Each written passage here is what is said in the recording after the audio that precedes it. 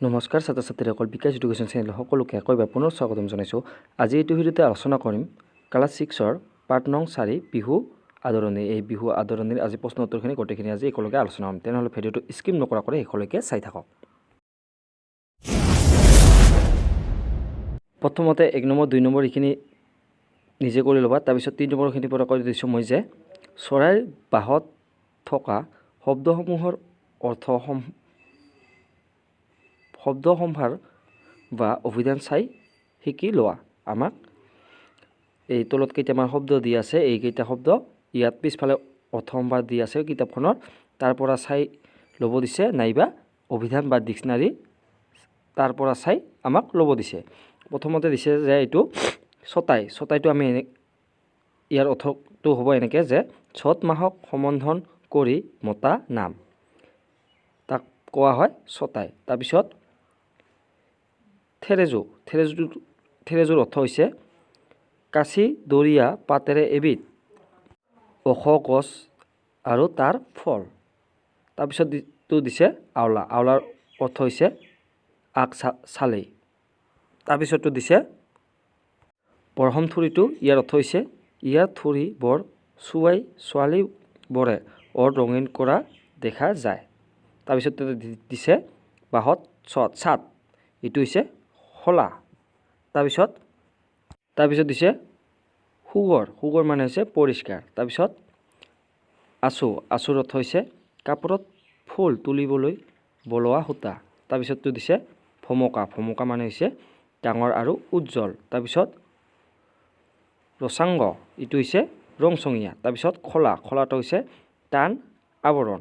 তাৰপিছতটো দিছে শাল। শালটো হৈছে ইয়াৰ অৰ্থটো কাপোৰ ববলৈ ব্যৱহাৰ কৰা এবিধ যন্ত্ৰ বা সঁজুলি। তাৰপিছতটো দিছে দিহা। দিহাটো মানে হৈছে তাৰ অৰ্থ যোগাৰ। তাৰপিছত 4 নম্বৰত কৈছে যে উত্তৰ দিয়া। ক নম্বৰটো কৈছে যে ছটাই বুলি কবিয়ে কাক কৈছে। ইয়াৰ উত্তৰটো আমি এনেকৈ লিখিম যে ছটাই বুলি কবিয়ে চ'ত মাহক কৈছে, এনেকৈ লিখিম।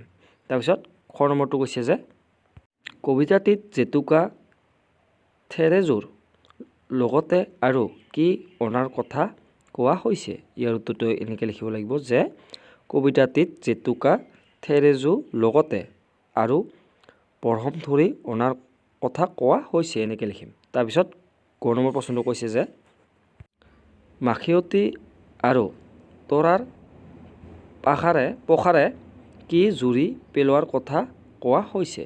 ইয়াৰ উত্তৰটো এনেকৈ লিখিব লাগিব যে মাখিয়তী আৰু তৰাৰ পখাৰে আওলা জুৰি পেলোৱাৰ কথা কোৱা হৈছে, এনেকৈ লিখিম। তাৰপিছত খ নম্বৰ প্ৰশ্নটো কৈছে যে বাঁহত ছাট কিহেৰে সজালে। ইয়াৰ উত্তৰটো লিখিম যে বাঁহৰ ছাট হালধি থেকেৰা বেঙেনাই সজালে, এনেকৈ লিখিম। তাৰপিছত 9 নম্বৰ প্ৰশ্নটো কৈছে যে বায়ে খোপালৈ বুলি কি ফুল আনিলে। ইয়াৰ উত্তৰটো এনেকৈ লিখিব লাগিব যে বায়ে খোপালৈ বুলি ৰচাংগ কপৌৰ ফুল আনিলে, এনেকৈ লিখিম। তাৰপিছত প্ৰথম 6 নম্বৰ প্ৰশ্নটো কৈছে যে কবিয়ে ছটাইক কি বুলি কাবৈ কৰিছে। ইয়াৰ উত্তৰটো লিখিব লাগিব যে কবিয়ে ছটাইক ৰঙালীক আদৰি আনিবলৈ কাবৈ কৰিছে, এনেকৈ লিখিম। তাৰপিছত 5 নম্বৰখিনি কৈছে যে কবিতাটিৰ কথাখিনি তোমাৰ কথাৰে লিখা। এই কবিতাটিৰ যিখিনি কথা কৈছে এইখিনি নিজৰ ভাষাৰে বা নিজে লিখিব দিছে। এইটো আমি এনেকৈ লিখিব পাৰিম যে কবিতাটোত কবিয়ে চ'ত মাহৰ আগমনৰ লগে লগে ঢোল পেঁপা বজাই ৰঙালী বিহুক আনিবলৈ কৈছে। পদূলি মুখত বাট চাই থাকিম। তাৰপিছত লিখিম আৰু জেতুকা থেৰেজু বৰহম থুৰি সকলো আনিল। মাখিয়তী পাতে তৰাৰ পখাৰে আওলা মানে আগ চোতাল জুৰি পেলোৱাৰ কথা কৈছে। বাঁহৰ ছাট হালধি থেকে আনি সজালে। ঢোল টকা পেঁপা পৰিষ্কাৰ কৰিলে। বাট চোতাল সাৰি পৰিষ্কাৰ কৰিলে। ভমকা ফুলীয়া গামোচা আয়ে শালৰ পৰা কাটিলে। বায়ে খোপালৈ বুলি ৰচাংগ কপৌ ফুল আনি থলে। বহল পাতে নাহৰৰ ডাল পিতাই আনি থলে। খুৰীয়ে মজিয়াত তিল গুৰ দিহা হৈ খোলা পাতিলে। আইতাই থাপনাৰ আগ সুন্দৰকৈ মচি থৈছে। ছটাইক নৰবলৈ কৈছে। কাবৌ কৰি কৈছে ৰঙালীক সোনকালে আনিবলৈ। এনেকৈ লিখিলে এইখিনি লিখিলে বা হৈ যাব। তাৰপিছত 6 নম্বৰখিনি কৈছে যে বাক্য ৰচনা কৰা। বাক্য ৰচনাখিনি কৈছে প্ৰথমটো যে জেতুকা। জেতুকাটো আমি এনেকৈ লিখিম যে ৰঙালী বিহুৰ সময়ত ছোৱালীবোৰে হাতত জেতুকা বোলায়। এনেকৈ লিখিম।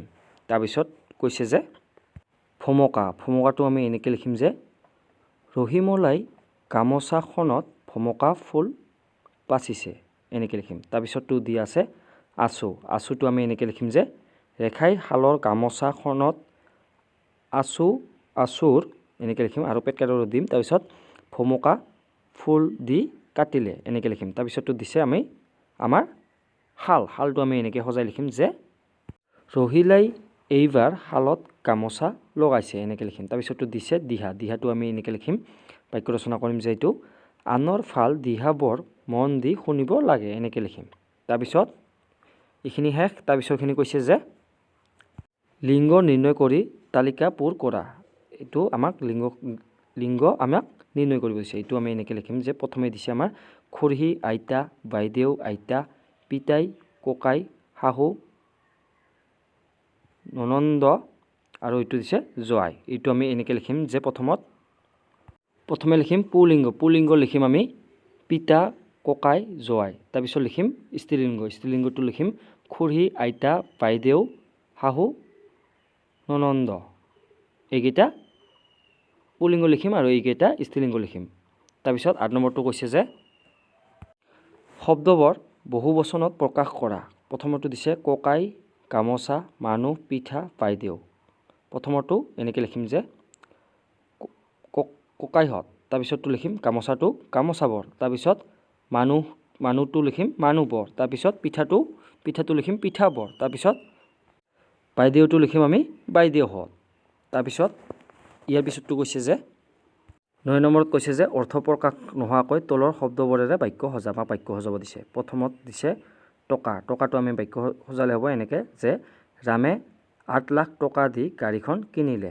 এনেকৈ লিখিম। তাৰপিছতটো আৰু এটা দিছে টকা। এইটো সজাই লিখিম এনেকৈ যে ৰহিমে হুঁচৰি গাবলৈ ঢোল, টকা, পেঁপা যোগাৰ কৰিলে। এনেকৈ লিখিম।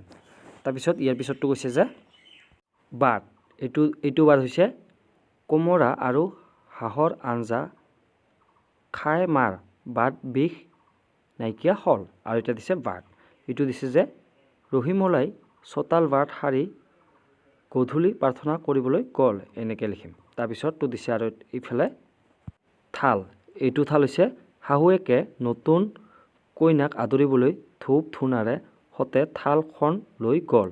আৰু এটা দিছে থাল। এইটো থাল হৈছে আমডালৰ ঠাল ঠেঙুলিবোৰ লহপহকৈ বাঢ়িছে। তাৰপিছতটো জুৰি। এইটো জুৰি হৈছে আমাৰ গাঁৱত এটা জুৰি আছে।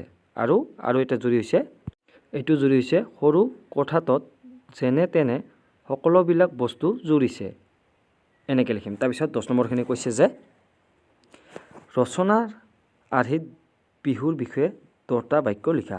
এইটো আমি এনেকৈ লিখিম যে বিহু আমাৰ জাতীয় উৎসৱ। বিহু বুলি ক'লে ডেকা বুঢ়া জীয়ৰী বোৱাৰী আদিৰ মন অপাৰ আনন্দ। বিহু আমাৰ 3টা বহাগ বিহু, ৰঙালী বিহু, তাৰপিছত কাতি বিহু বা কঙালী বিহু আৰু মাঘ বিহু বা ভোগালী বিহু বুলি কওঁ। তাৰপিছত চ'ত মাহৰ সংক্ৰান্তিৰ দিনা গৰু বিহু বুলি কোৱা হয়। সেইদিনা গৰুক মাহ হালধিৰে গা ধুৱাই লাও বেঙেনা আদি গৰুৰ গালৈ মাৰি দিয়া হয়। তাৰ পিছৰ দিনা মানুহৰ বিহু। সেইদিনা মানুহে মাহ হালধিৰে গা ধুৱে। বহাগ বিহুত সন্ধিয়া সময়ত হুঁচৰি গায় আৰু ইঘৰে সিঘৰত চাহ জলপান খাবলৈ যায়। কাতি বিহুত ৰাতি তুলসীৰ তলত চাকি বন্তি দি নাম গায়। মাঘৰ বিহুৰ দিনা সকলোৱে ৰাতিপুৱা গা ধুই মেজি জ্বলায় আৰু ৰাতি সকলোৱে ভেলাঘৰত ভোজ ভাত খায় এইখিনি লিখিলে হৈ যাব। তাৰপিছত নেক্সট প্ৰশ্নখিনি কৈছে যে 11 নম্বৰটো তোমালোকৰ অঞ্চলৰ ৰঙালী বিহু কেনেদৰে উদযাপন কৰা হয় লিখা। ইয়াত কৈছে যে তোমালোকৰ গাঁৱত বা অঞ্চলত কেনেদৰে ৰঙালী বিহু পতা হয় তাৰ বিষয়ে লিখিব দিছে। এইটো আমি এনেকৈ লিখিম যে আমাৰ অঞ্চলৰ ৰঙালী বিহু খুব আনন্দ আৰু উৎসাহেৰে উদযাপন কৰা হয়। আমাৰ অঞ্চলত ৰঙালী বিহুত প্ৰথম দিনা গৰু বিহু উদযাপন কৰা হয়। সেইদিনা গৰুক মাহ হালধিৰে গা ধোৱা হয়।